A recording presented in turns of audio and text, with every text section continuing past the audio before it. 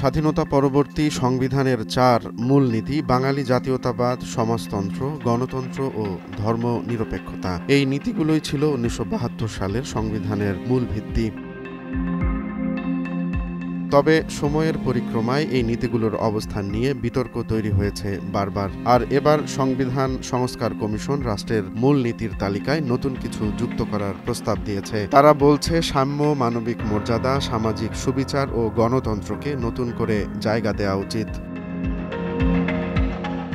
ডান, মধ্য ও বামপন্থী প্রায় সব দল এই 4টি মূলনীতির সঙ্গে একমত, কিন্তু বিতর্ক তৈরি হয়েছে ধর্ম নিরপেক্ষতা নিয়ে। বিএনপি, জামাত সহ ডানপন্থী দলগুলো এই শব্দটি বাদ দিয়ে জিয়াউর রহমান আমলের আল্লাহর উপর আস্থা ও বিশ্বাস ফিরিয়ে আনার কথা বলেছে।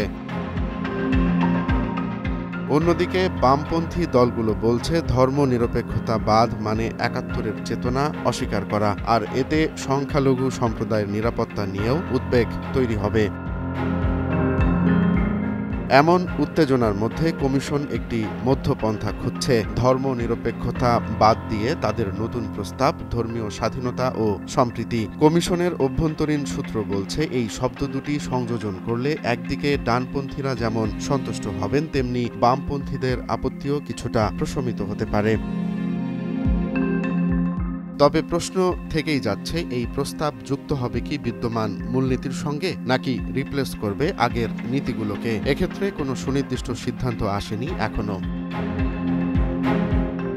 জাতীয় ঐকমত্য কমিশনের সহসভাপতি অধ্যাপক আলী রিয়াজ বলেছেন, তারা আলোচনা থেকে পাওয়া সেন্টিমেন্টকে গুরুত্ব দিয়ে নতুন একটি খসড়া প্রস্তুত করছেন। এদিকে ফরেন সার্ভিস একাডেমিতে দ্বিতীয় ধাপের ৬ষ্ঠ দিনের সংলাপে এই প্রস্তাব তুলবে কমিশন। সংলাপে রাজনৈতিক দলগুলোর প্রতিক্রিয়ার ভিত্তিতে চূড়ান্ত সিদ্ধান্ত নেওয়া হবে।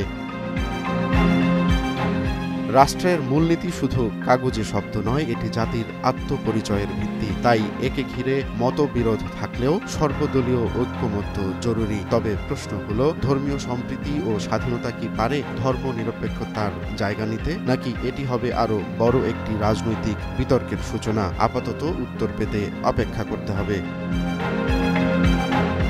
রোমান্স তালুকদার, নয়া দিগন্ত।